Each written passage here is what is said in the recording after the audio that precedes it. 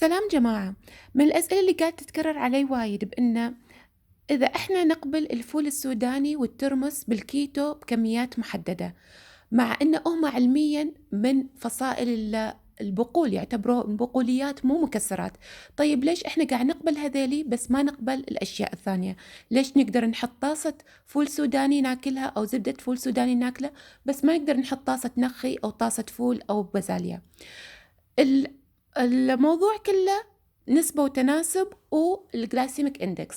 أول شيء بالنسبة للنسبة وتناسب، خصوصا بالنسبة للفول السوداني، لأنه في زيوت، فزيوته عالية بالنسبة للنت كارب ماله، مع أنه في نت كارب لكن زيوته عالية، فلما تاكلونه بروحه تقدرون تاكلونه بدون ما يصعد لكم الأنسولين. بالنسبة للترمس لا، الترمس الدهون مالته مو عالية، فتحتاجون تشربون معاه شيء دسم على أساس تقدرون تاكلونه بروحه لا. طيب ليش عيل هذا اللي بعد نقدر، ليش الثانيين ما يقدر نحط طاسة نخي ونحط عليها زيت زيتون مثلا وناكلها؟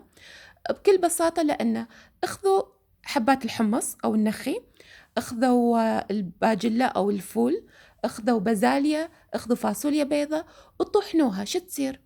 سووها عجينة، شو تصير؟ تصير عجينة متماسكة لأنها مليانة نشا. البقوليات هذيلي مليانين نشا.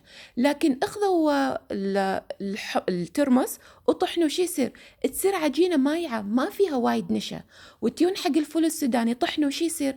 يصير زبدة مثل المكسرات، ما يصيرون عجينة متماسكة، ما فيهم نشا اللي يخلي الجلايسيميك اندكس مالهم عالي. علشان كذي هذيلي يعتبرون من فصائل البقوليات لكنهم مقبولين، لكن تيون للحمص، للفول، للبازاليا، للفاصوليا، هالأشياء اللي هي بقوليات عالية بالنشويات تخلي الجلايسيميك اندكس مالها عالي، اللي هو المعدل الجلايسيمي عالي بسبب وجود النشويات العالية فيها، وبالتالي مو مقبولة بالكيتو.